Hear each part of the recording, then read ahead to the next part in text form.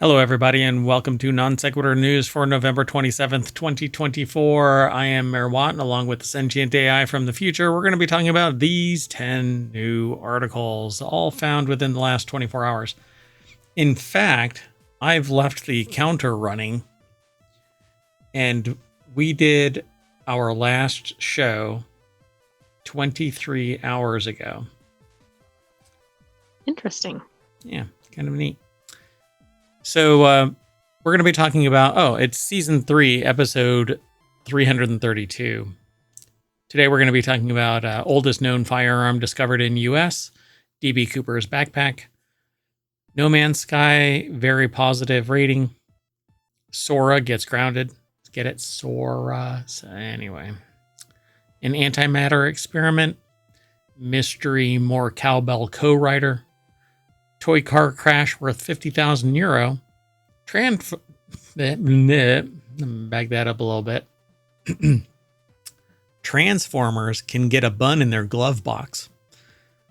Ubisoft, or Ubisoft, however you want to say it, can apparently build an Animal Crossing style game, and you can now wear Apple's running shoe emoji. Not sure where. We'll find out though.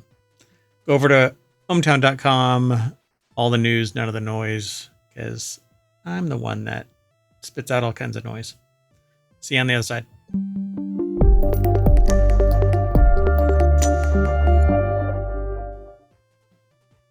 All right, everybody. Hello, sentient AI from the future. Hello, Mayor Watt from the present. Do I look crazy when I do that? A little bit, yeah. Yeah. So after nearly 9 years of waiting, I get 3 iGulu kegs that are part of the original Kickstarter, and 2 emails. Now, I both admire and kind of feel a little disappointment at the same time, because it took nearly 9 years, but they kept on moving the chains down the field. I mean, that's the good thing, but it is kind of like a long time to wait. These better be tremendous beers that you use this for. Well, I mean, it's all in the ingredients, so you can buy their kits, which I think are really, really too expensive.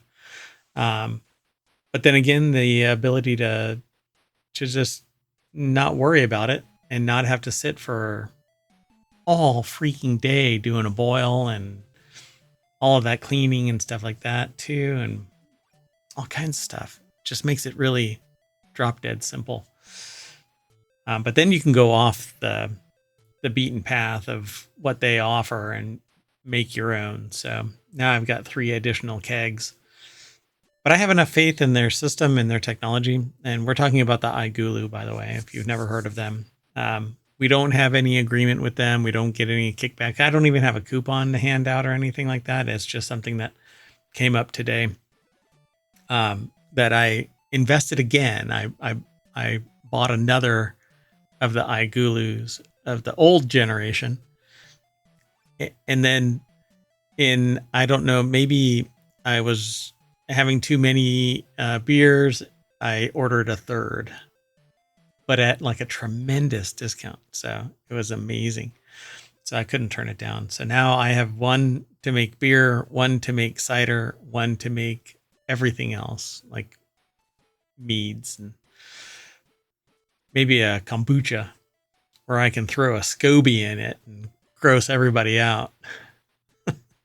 You should not report on the SCOBY. First rule of SCOBYs is there is no SCOBY. We don't know. We don't talk about SCOBY. I don't even like kombucha, so it's okay. It's not going to happen. Anyway, great fun system, and allows you to make beer in a dramatically shorter brew day, like 10 minutes. Yeah, it's not like a major endeavor. Yeah, for sure. Okay, so let's get into it. The first article that we're going to talk about is over in Non Sequitur News. Oldest known U.S. firearm discovered in Arizona by an archaeologist, and it's labeled as priceless, apparently. The weapon was recovered from an archaeological site associated with a famous colonial era expedition searching for lands of gold. Do you think they were disappointed when they found the weapon? I don't know what. Like it's this isn't even what this video that they have over at Newsweek has nothing to do with. Anyway, No, it's just a Aristos, historical find. yeah, Aristos Georgiou put the article together. It says the bronze cannon or wall gun was recovered from an archaeological site associated with a famous colonial era expedition led by Spanish conquistador Francisco Vasquez de Coronado, which isn't that Coronado? That is where Coronado comes from, right? I'm not Isn't sure. it?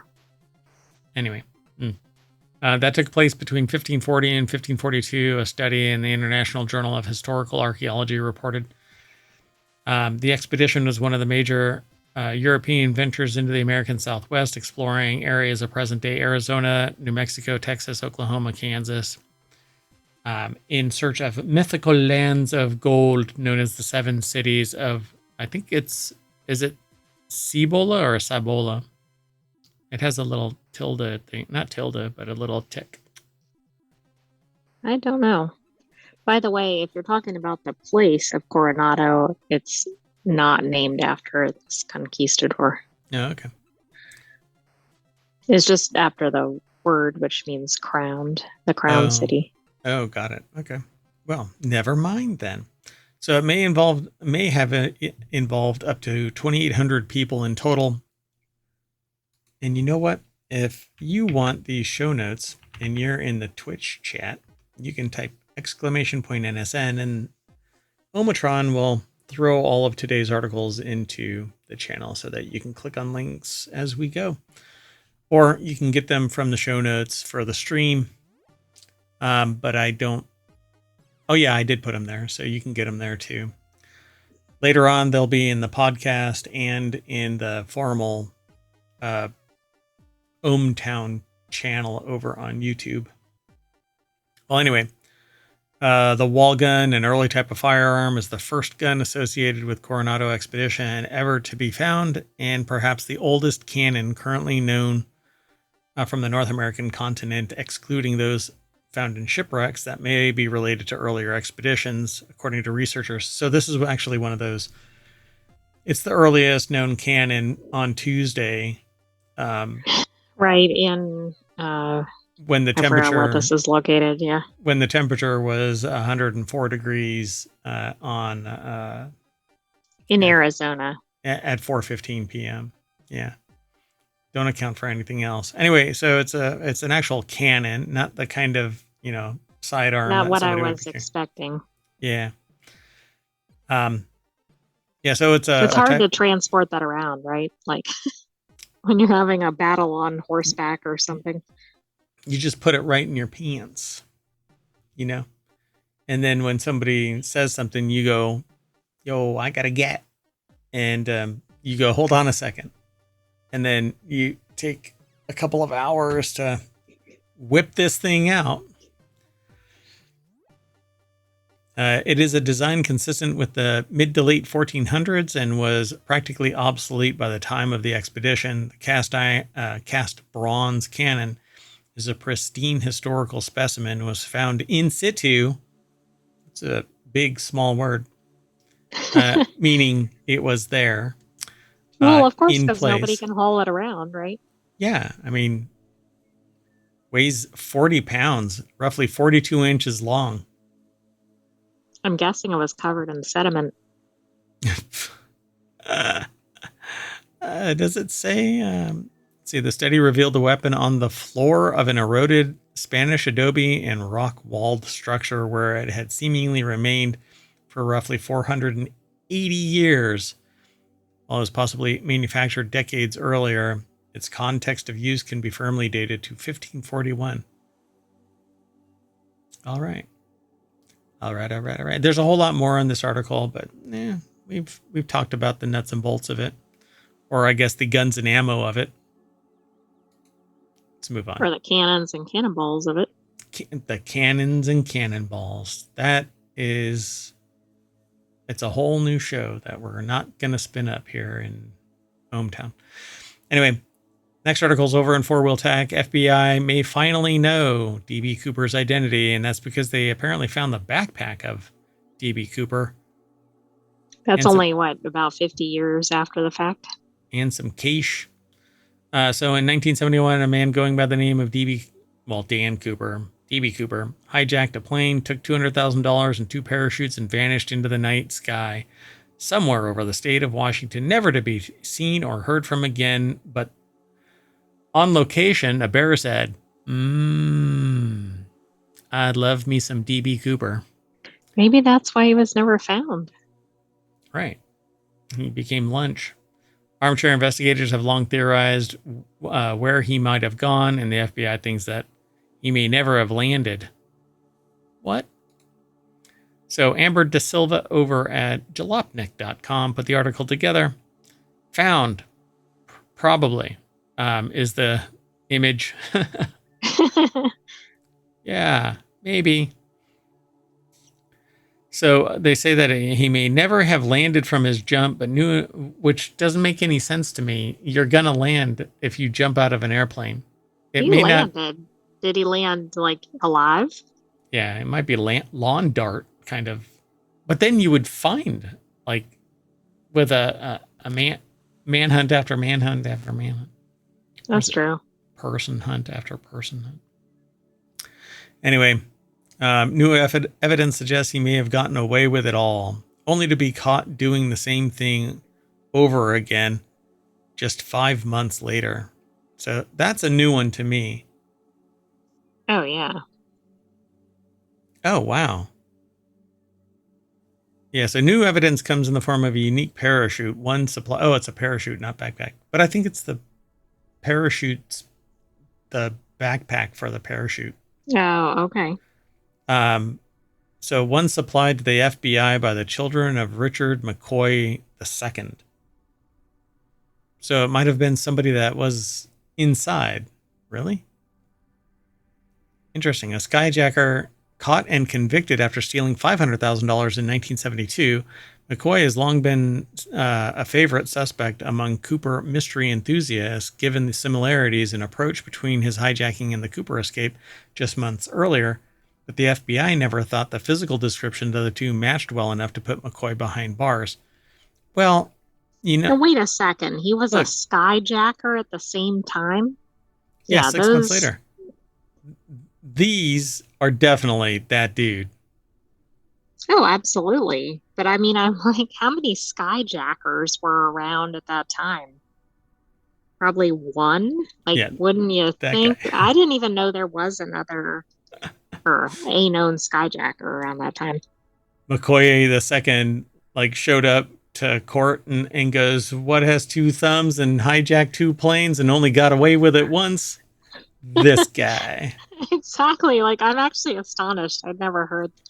Well, I see a skyjacker at this time. The problem is that they couldn't pin it on him because he was the wrong shade.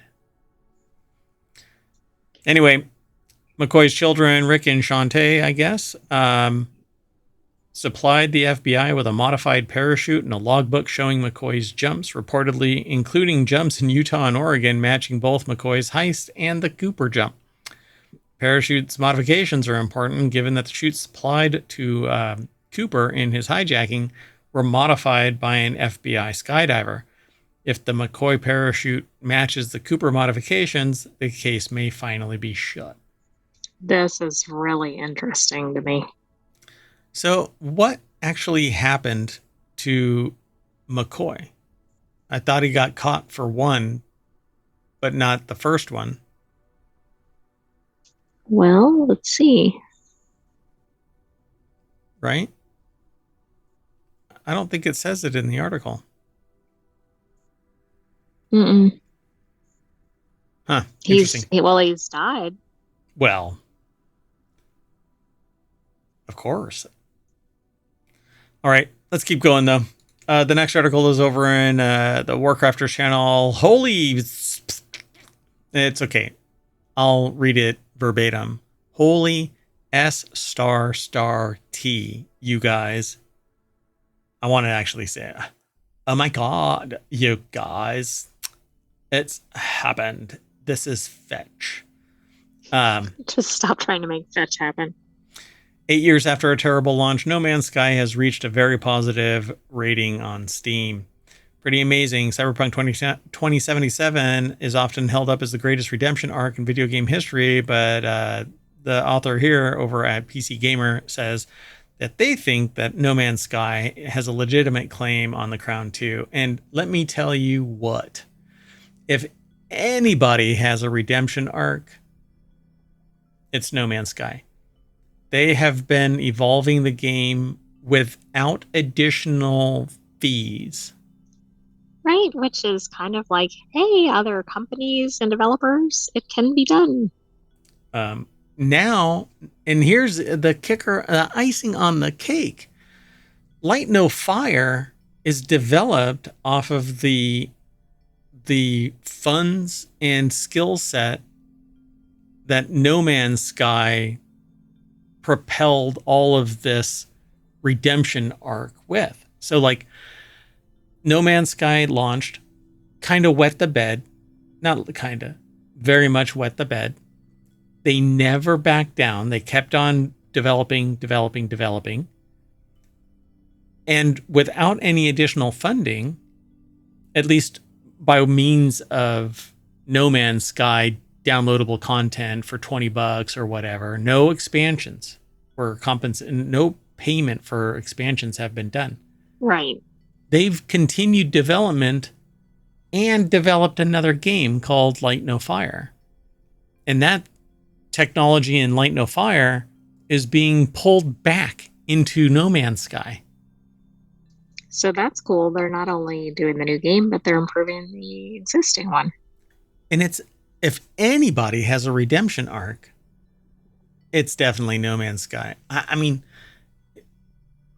I would call them game of the year, game of the decade, because of that tenacity right there. I agree. Can you think of any other game that's been like that? No, not a single game. I wouldn't even say Cyberpunk 2077 did that. In fact, hold on a second. Let me see if I can.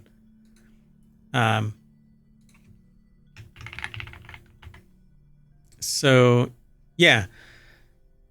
Cyberpunk 2077 launched Phantom Liberty, which cleaned up some of the mess from the previous like standard purchase. But Phantom Liberty was $24, or is $24 right now. Cyberpunk 2077, I think, is on sale. And there's an Ultimate Edition that is $47. But the thing about it is, it was DLC. So you had to pay more to get that expansion. And then there's another one called, well, there's two others called, one that is bonus content that's free, and one that is Red Mod, which I've never even heard of. But anyway, the Phantom Liberty expansion was $30 more on top of the $60. But No Man's Sky was never $60. Right, and you got a lot more out of it, right? At least in terms of the game longevity and everything. And open world and stuff like that. Now, granted, Cyberpunk 2077 has just a metric shit ton more graphics and story and stuff like that, and world building and whatever. But I don't know. I admire. It's kind of like the iGulu thing. They stuck to it and kept. Oh my God! And this is the iGulu of gaming. And it's the same time frame too, 8 years. So yeah, we're going into the 9th year for the iGulu. They wet the bed, but they never stopped, and they delivered from the Kickstarter. So anyway, let's keep moving. This article over at PC Gamer that we were talking about, the fact that No Man's Sky has reached a very positive rating on Steam, is put together by Andy Chalk. And it says, after one of the worst launches ever, No Man's Sky now has more than 80% positive reviews. And really, those older reviews were probably just ignored, abandoned by the authors of those articles, and does the game a disservice, because while it may have been contemporaneous at the time, thoughtful reflection says it's no longer the correct right. They've perception. redeemed themselves. Yeah, so go back and fix it and change your review so that it more accurately represents the current state. And there's no problem with that, really. You can add to your review and say, edit, I've changed my rating because of, and give context. Absolutely. Yeah. In fact, I would appreciate reading a review like that. Yep. It's the same thing that I see when I go over to like Amazon or something like that, and somebody edits and updates their comment because of good customer service provided by the like just recently I purchased something and then I tried to cancel it because I purchased another one and they couldn't cancel it even though it was only like 20 minutes or something like that. So I ended up with two of these things and I'm like, I can return one. And so I tried to return the second one saying, I bought two of these. I'm never going to open this crate. Can I send it back?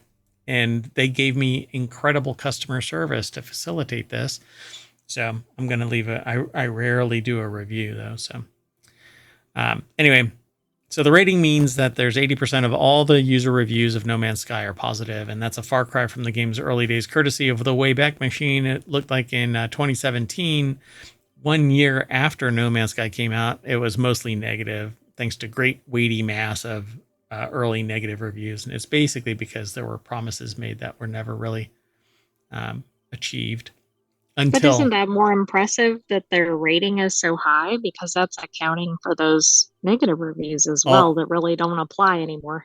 Yeah, all that dead weight at the end. Yep. And the tenacity of it, and the fact, like I said earlier, that they kept on going without any compensation. They didn't do DLC. They kept on adding more and more story, more and more features, more and more graphics and function and form.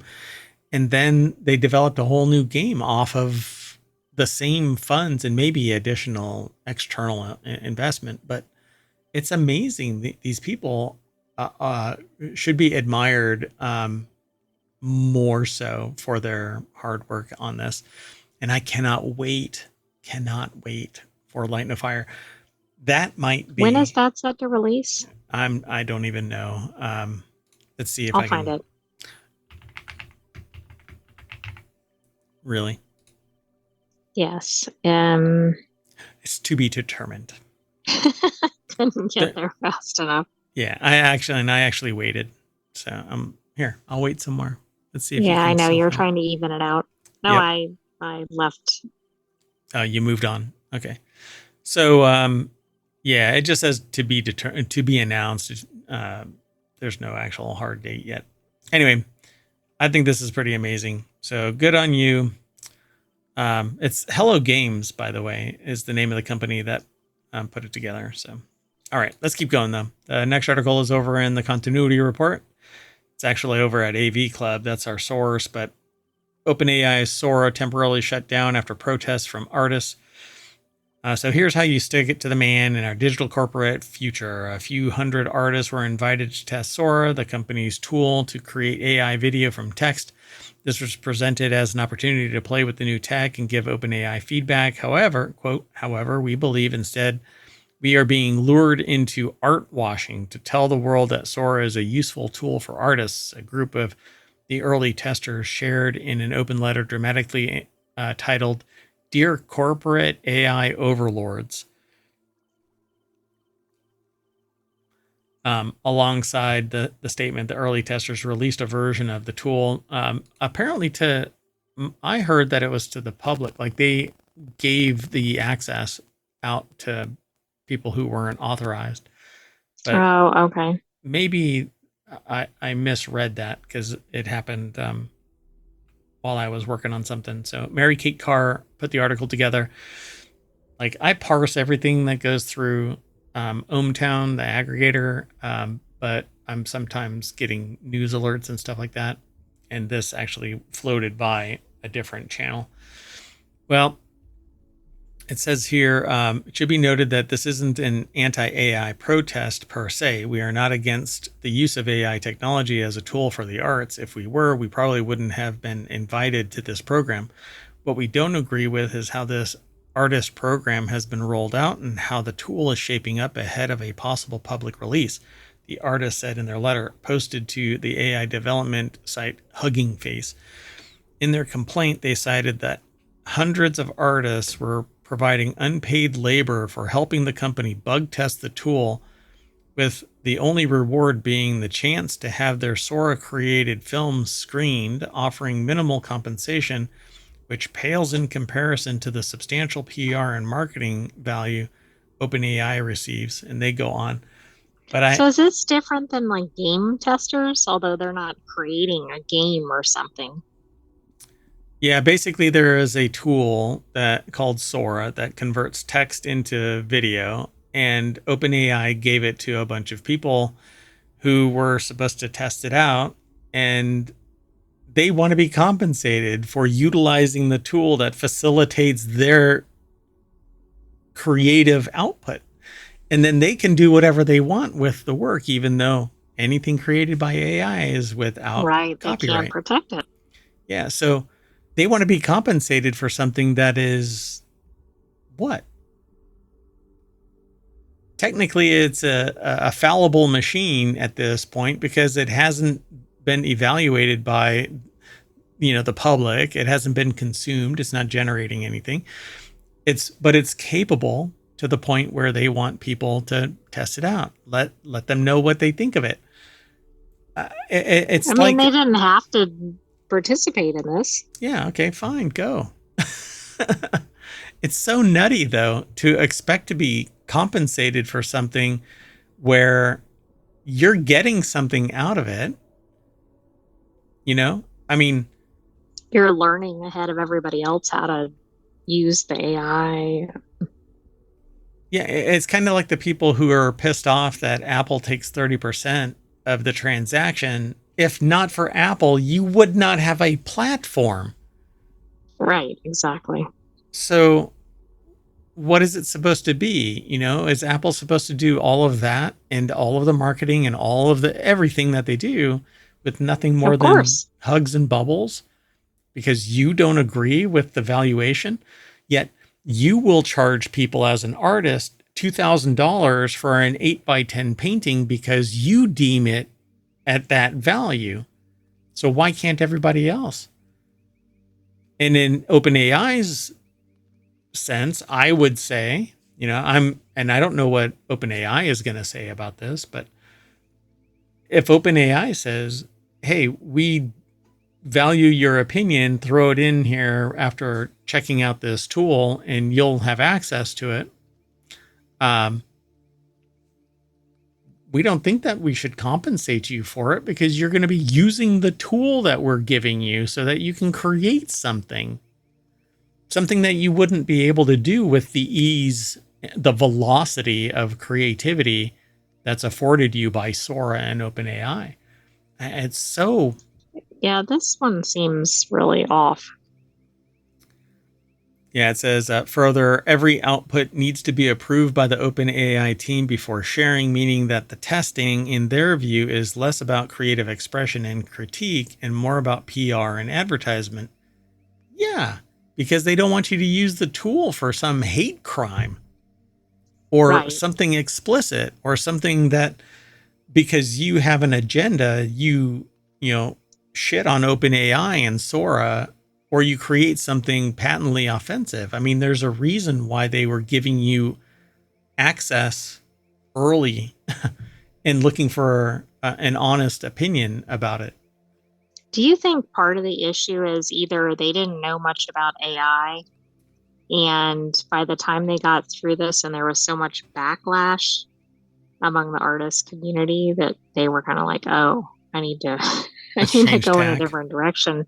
Yeah. Or do you think with all the stuff coming out about, no, it can't be copyrighted, etc., like they were like, oh no, I can't actually use whatever I thought I was going to use it for.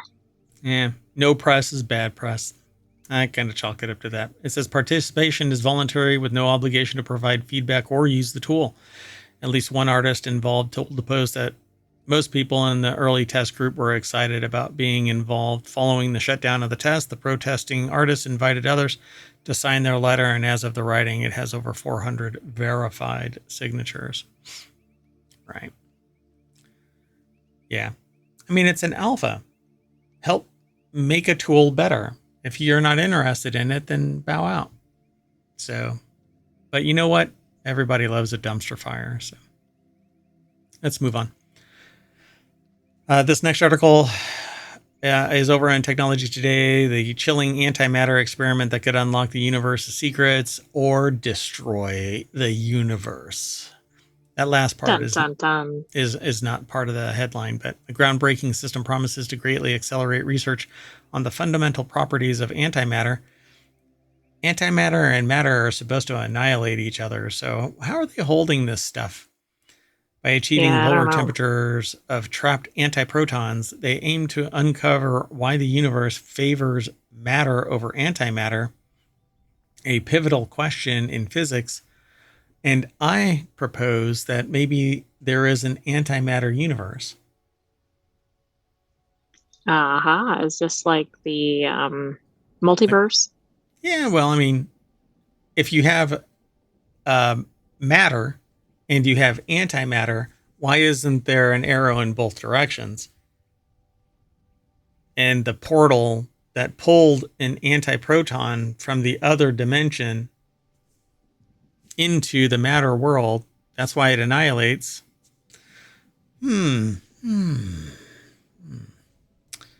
Anyway, the article is over at SciTech Daily.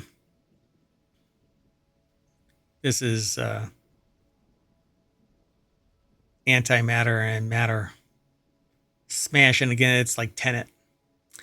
I was thinking like counterpart or something. Yeah, same thing. Yeah.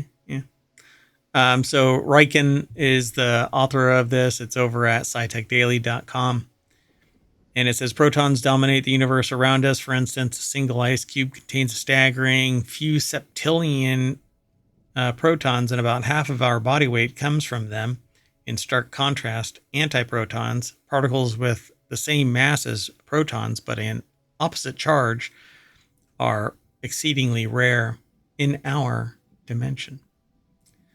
So this massive disparity extending to all particles and their antimatter counterparts poses a fundamental question in modern physics. Why does the universe today consist almost entirely of matter, even though an equal amount of matter and antimatter should have been created in the early stages of the cosmos? Well, maybe they actually... It's a horrible picture.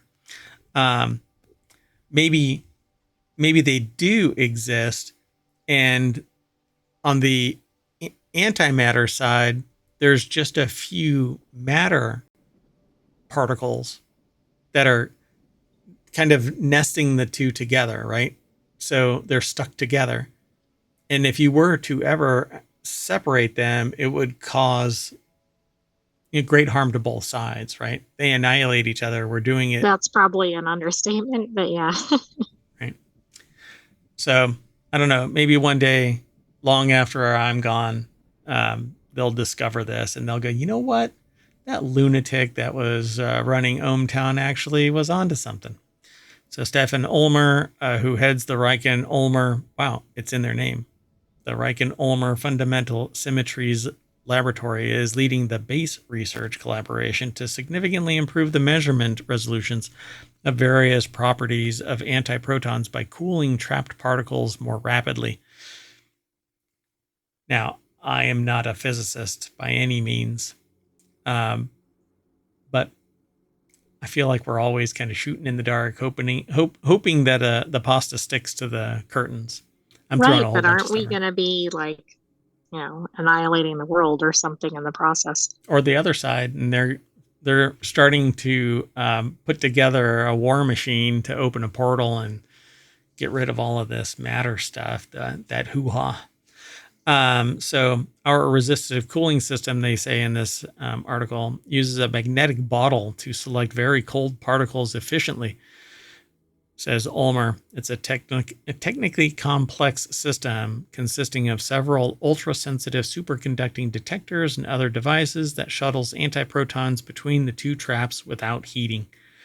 The new cooling system substantially improves the data sampling rate. This, in turn, should considerably improve the accuracy of measured fundamental constants and a bunch of other stuff. But interesting. What are we going to do with this, though? Yeah, that's what it doesn't make a lot of sense. It'll immediately get weaponized and you'll have an antimatter bomb. Absolutely. How can we blow something up? That's the most obvious. I'm thinking of Real Genius. Oh, yeah. Hey, man. Lasers are a young... You know, now we're going to be in trouble. So, Airborne, you want to let me through? Because someday you might be in the private sector, too. Anyway, moving on. Next article is over in the continuity... Well, and in this economy. The continuity report is where this one is housed. Will Ferrell blows mystery of non-existent More Cowbell co-writer wide open. Because I have a fever, and the only remedy is more cowbell.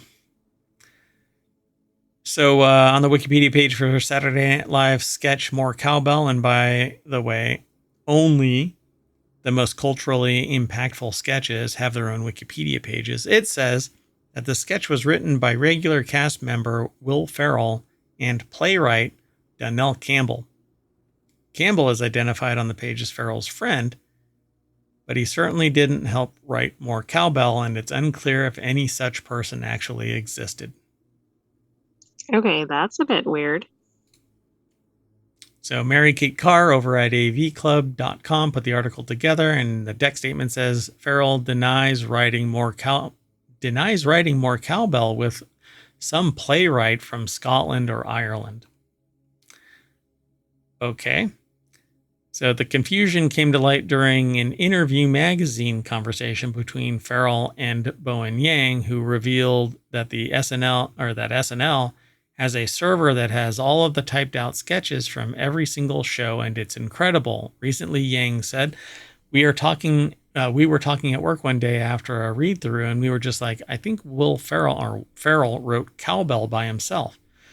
Ferrell confirmed that he did indeed write the sketch solo, but according to Wikipedia, some playwright in Scotland or Ireland helped me. So it's so random. So yeah, it says it cites Donnell Campbell as one of the co-writers of More Cowbell. The claim goes back to the book Live from New York, the complete uncensored history of Saturday Night Live as told by its stars, writers, and guests. The quote in the oral history reads, earlier in the new century, there had been another entry in the annals of unforeseen classics, More Cowbell, written by Will Ferrell and Donnell Campbell. Is that? It has 2 E's, 2 L's. Yeah, that doesn't make any sense. It looks like a made-up name. A playwright friend of his, which proved to be a case study in the genre of ridiculous absurdity. Do you think somebody just added that detail just for some, it doesn't sound particularly funny, but maybe they know somebody with that name or something. Yeah, it says, I wrote it by myself, but that was the best part about the groundlings, Ferrell said. If you did Upright Citizens Brigade in New York, your improv skills were just off the charts. I don't consider myself a very strong improviser, but we were forced to write sketches 3 to 4 times a week. So when I got to the show, I was like, you know how to write for myself, or I know how to write for myself. It took away the anxiety of chasing down a writer, trying to form these alliances. With Donnell Campbell, of course, there was clearly no alliance to be had. Interesting. Huh. Okay, then. But where did the reference come from? Don't know. But there's a log of who actually put that entry into the thing. So who is it that wrote that and interview them? that person probably won't come out because now it's a contentious, divisive aspect here. Even Farrell is like, that's bullshit. Well, it's also a problem because, like, the most likely playwright has died. One of the authors who wrote about the show has died. Like, we're running out of sources here. Got to get that time machine working again. It only works for an hour to go back a day. So otherwise, you're lost in time for a day. I don't know if that's going to work here. Yeah, it's not going to work. It heats up. And you have to pay $9.95 a month because the heat is generated because by of heated subscription. Yeah, heated seat subscription. Yeah, BMW does the heater. All right. Well, anyway, the next article is over on the Mobile Channel. A boy awarded almost 50,000 euro over a toy car crash at Creche, or is that Crash? Is that Crash? Crash. So a 4-year-old child with what was described as a deep, nasty gash to his chin and neck had to wait for more than 8 hours at Crumlin Children's Hospital Accident Department before being seen by a junior doctor, a court heard. This is over at is the junior doctor. Like, that just sounds like a kind of diminishing term, doesn't it? It's like an 8-year-old doctor. Like, they're not actually, like a Doogie Howser or something. Yeah. Well, Doogie Howser was a genius, so hopefully there's no pictures or anything like that, but apparently Alan had earlier on October 26, 2017, been scooting along on a plastic toy car in a crash along with another child, similarly propelling himself with his feet and another on either side of an identical toy car, and they crashed into him. And apparently the fragment from one of the toy cars got stuck inside the boy's face. So the boy, now aged 11, through his mother, otherwise known as Emma, sued the Park Academy Child Care Beacon Court, Bracken Road, Sandy Ford, Dublin for 60,000 euro in damages for personal injuries, alleging negligence on part of the crash. So this thing started when they were 4 at the time. Why is this taking so long? 7 years of back and forth. And that was the reason why I actually popped this in, because I thought it was weird that a toy car crash at a crash. Yeah, that also is odd. Yeah, so the scar remained slightly indented, and a plastic surgeon had considered it to not be helped by surgical intervention. So they said that the liability was not in contention, and Park Academy Child Care Limited had made Alan a settlement offer of nearly 50,000 euro, which he was recommending to the court.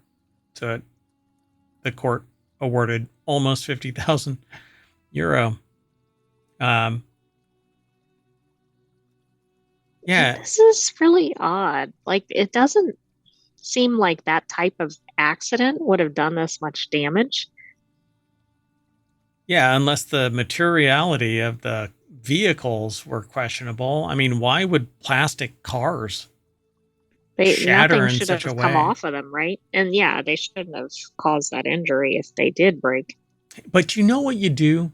You get rid of federal agencies that provide oversight about material safety, about consumer products and children and stuff like that, or rules in child care or daycare or wherever. That's all bullshit, man. Survival of the fittest. If that 4-year-old can't handle getting nearly capped by plastic parts flying off at high velocity, I mean, how are they going to do the machinist work overnight in the factory for Hyundai? Yeah, let's move on. But the article says what we're not saying. We're not joking. Transformers really can get preggers, apparently. So we're in the continuity report. We might actually have to use this one in the continuity report when the show is this weekend. With as frequently changing as Transformers continuity can be, it's incredibly difficult to pin down exactly how their biology works. However, one series published by IDW presented a serious and uncomfortable fact. Cybertronians can get preggers. Okay. Say what? Yeah, so although this process is not all what one would expect, the techno-organic concept is relegated to one very specific situation that the franchise has since to redress. At some point, Cybertron has the device that imparts the spark into Transformers. Why they happen to they're not always in the shape of cars, by the way. They're not always on Cybertron. They're just sentient, upright, living robots. Okay. And they have the ability to scan something and take that form because they can transform. Get it?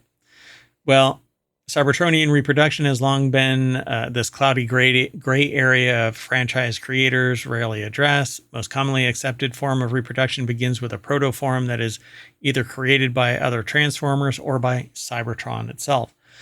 But there is this device that's called the Allspark, and that imparts life into whatever. Okay. Well, at one point, it gets imparted into a humanoid. From there, the spark, the Cybertronian soul, is transplanted into the body to create new life. However, in IDW's Transformers Lost Light number 15 by James Roberts and Brendan Cahill, a new process of reproduction introduces an organic component into the equation. Now, I don't follow the graphic novels, Mom. Because it's not they're comics. It's not a phase. It's not a fad. But I love the world building of Transformers. When I was younger, I watched them like passionately. It was awesome. And over the years, things have changed. Technology has changed, and I no longer like the style of artwork that is in the animated side. I've never read a Transformers comic. Well, That's Cybertronians. Right, because you were reading the graphic novels. I was reading the graphic novels. Yeah, you're right. So Cybertronians are on the verge of extinction. Without Cybertron, new sparks cannot be created. As the Decepticons frequently find themselves on the losing side of the war, their numbers have been significantly depleted. So by reverse engineering his own semi-organic state, Scorponok discovered a process that implants a spark into a lab-grown human-like vessel. After carrying the being in an artificial womb, the child would be born into and raised by the Decepticon army. And then it says some organic Cybertronians would most likely be designated as breeders, which there isn't. That term should not exist. While the rest would grow and have their theorized spark transplanted into a traditional Cybertronian body. So they would be nothing more than a vessel to transport the spark back into the all-metal souled body. Yeah, kind of interesting, right? But this is kind of like the Matrix-esque, but the spark, the life, is actually a tangible thing that can be transported into somebody else, not just heat to be a battery. Right. Yeah, so it says hopefully the Energon universe decides to explore the process further. I think it would be fascinating. This is a really interesting world building, but extremely dark in terms of, like, is this for kids, families to watch? No, not so much. Yeah, part of me says no, but that doesn't mean they won't try to make it into cartoons. Yeah, so if you're interested in this kind of thing, follow the link over to this Screen Rant article. And again, the Screen Rant article was written by Chris Miller. If I forgot, it was because I was really excited to get into this Transformers article. But there's a lot more in this. I don't want to spoil it beyond what I've already spoiled. I probably should have had the spoiler alert. I should have this mapped to a button, but I do not. Anyway, I don't want to spoil it anymore. But this here is so much like the, what is the name of the game where he has the fetus inside a big thing? It looks just like this. Oh, what is it called? I referred to it as a walking simulator. hold on. It's not Dying Light. Oh my goodness. I totally forgot what it's called. Somebody will tell me later on. At any rate, I dig the world building, but this would definitely be the darker side of Cybertron. Yeah, absolutely. Which is blown up. I don't entirely get this. I think the spark thing is neat, but the humanoid thing to me seems totally contrary to everything about Transformers. But yeah, it's just because they need a vessel for the spark, and the spark can't be created because Cybertron is destroyed. All right, let's keep moving on. The next article is over in the WarCrafters channels. There's a rumor that Ubisoft is making its own Animal Crossing style game. Ubisoft is trying to echo Animal Crossing's success with a social sim of their own codenamed Altera, which Altera exists as something else. Yeah, there's Realms of Altera, Legends of Altera, Tar Altera adventure game, but I swear that's the name of something.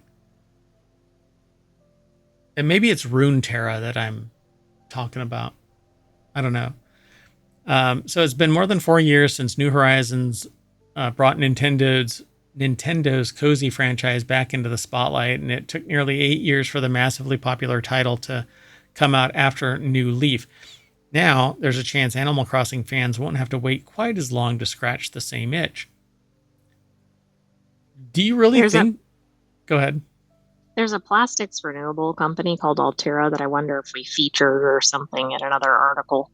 It's a game in a game world that I'm talking about. But, I mean, I already... The names that I quoted were from Steam, so I'm sure it's in here somewhere. But I got asked, like... where I went on vacation in Central America, South America, because I was talking with a bunch of people and said that I had traveled. And I said, I don't even remember, like, I know that I went somewhere, but I don't even recall the specific places anymore because my brain is consumed by importing new data every day. So while we might have a conversation and I can say, I remember this or that, I may not remember specifics unless they are like life-changing, like that kind of thing. So talking about Altera, somewhere in my brain is that actual thing. It's just not coming forward. Anyway, Aaron McKinley put this article together for Game Rant. It's about Animal Crossing, but it's a Nintendo game. Isn't this going to pose a problem? I mean, I would think so.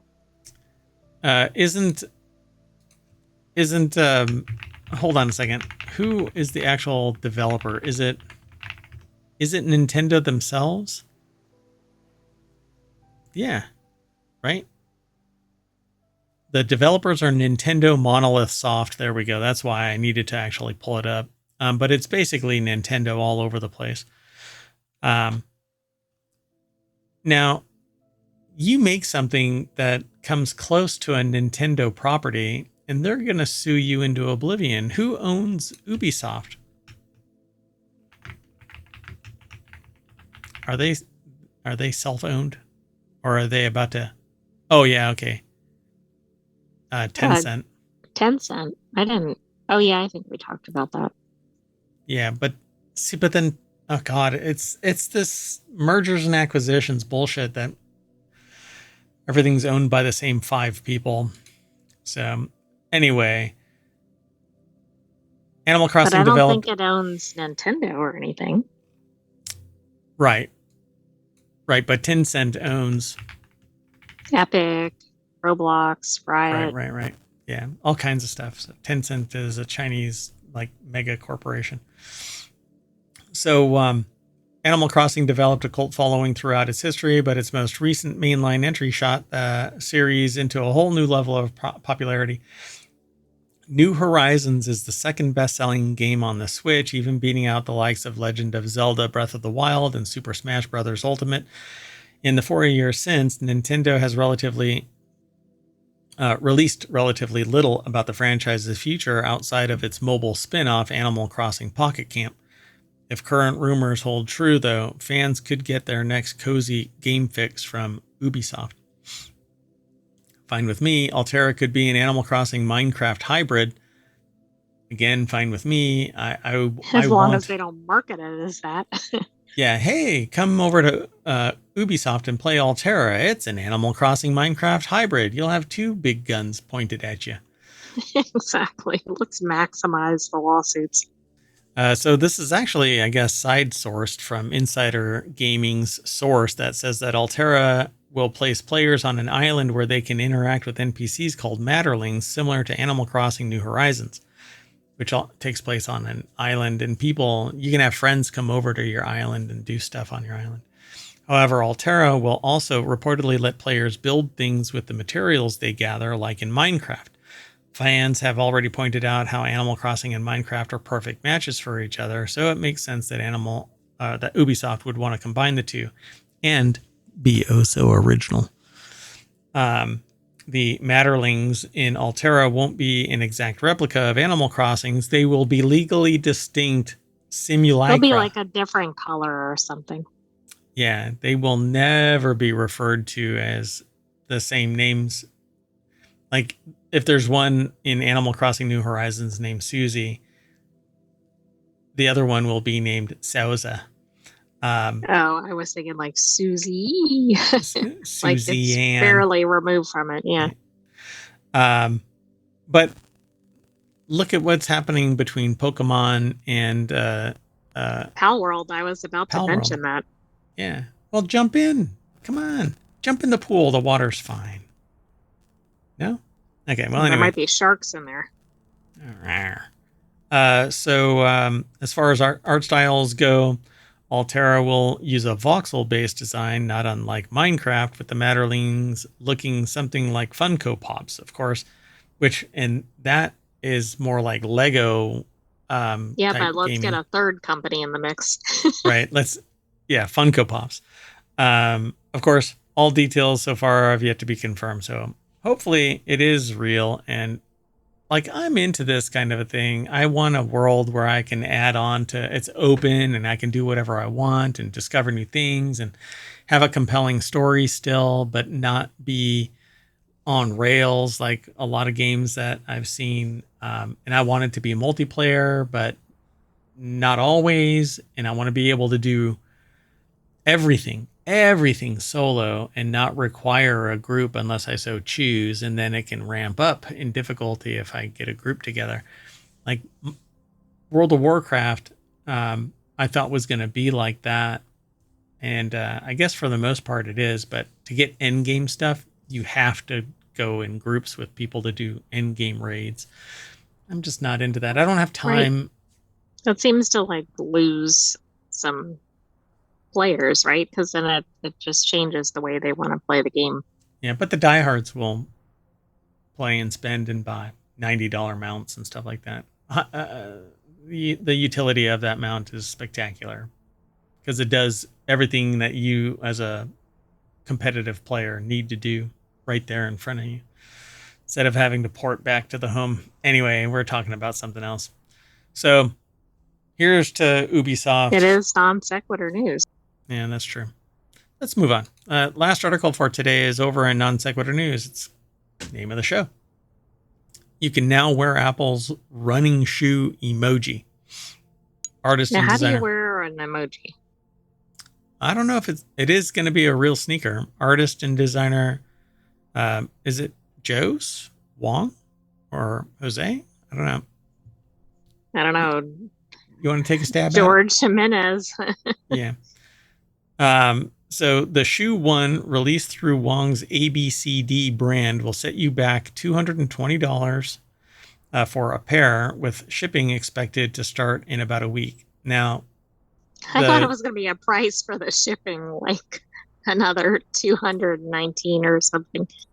We'll find out on the other side what this actually is, but the shoes feature an upper section made of full-grain nubuck, rich Corinthian leather, which didn't really ever exist. But anyway, full-grain nubuck, Nubuck leather combined with mesh for breathability, while the midsole and heel are made from lightweight EVA foam paired with a polyurethane, whatever.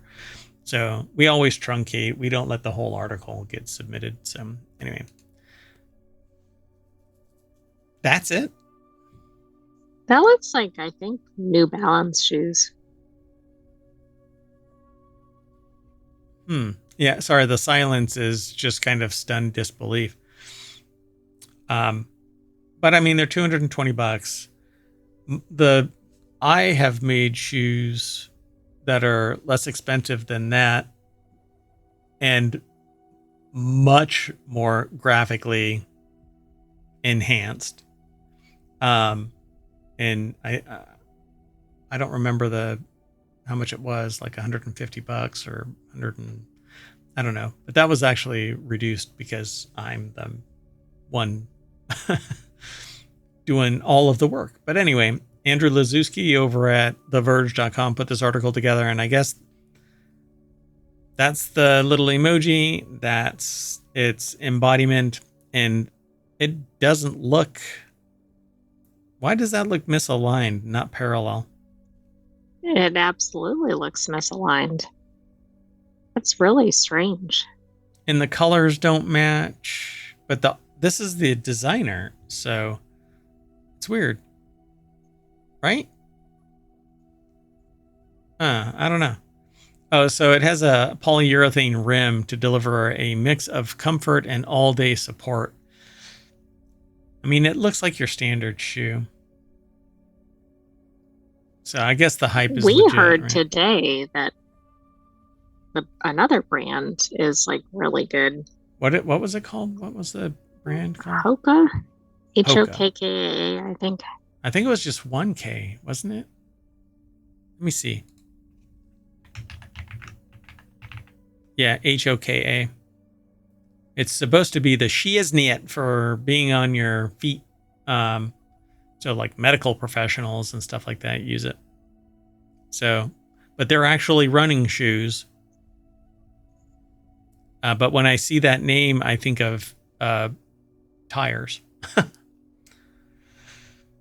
So it says, even the Shoe One's shoebox was inspired by the minimalist design of Apple's own packaging. And if the Shoe One and Apple's running shoe emoji feel oddly familiar, it's because their designs are similar to the silhouette of the New Balance 574 sneaker that was first introduced in 1988.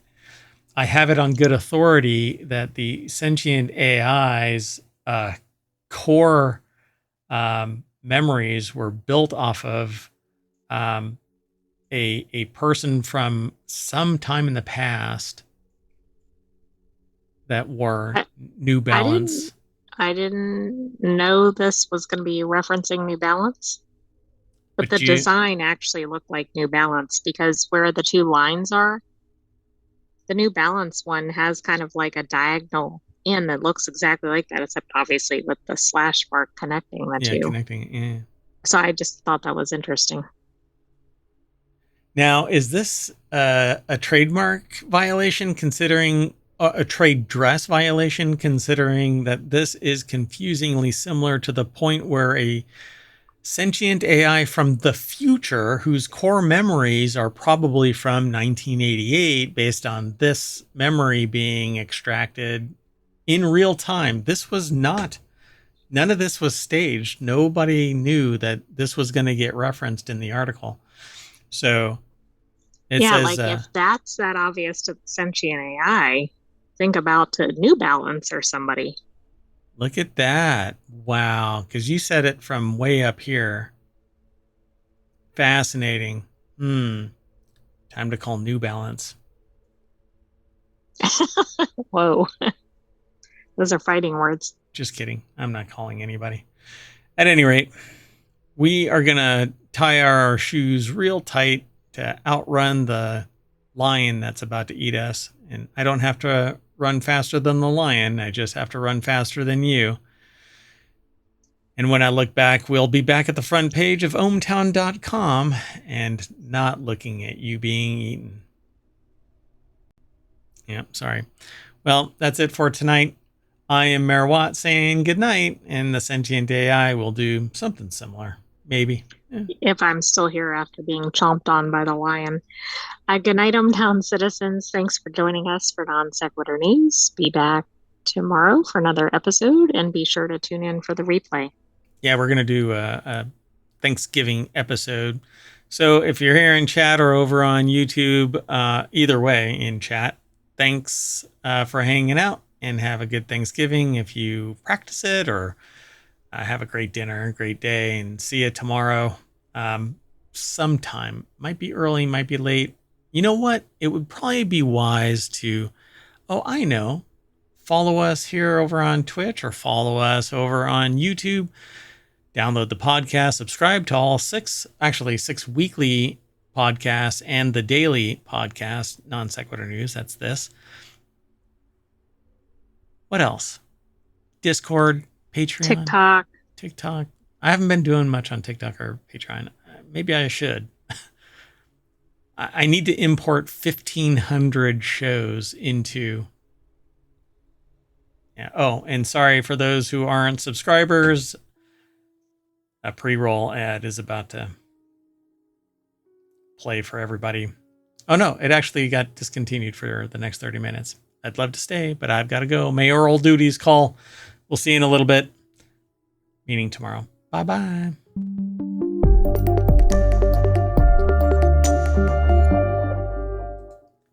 Bye, bye, bye, bye.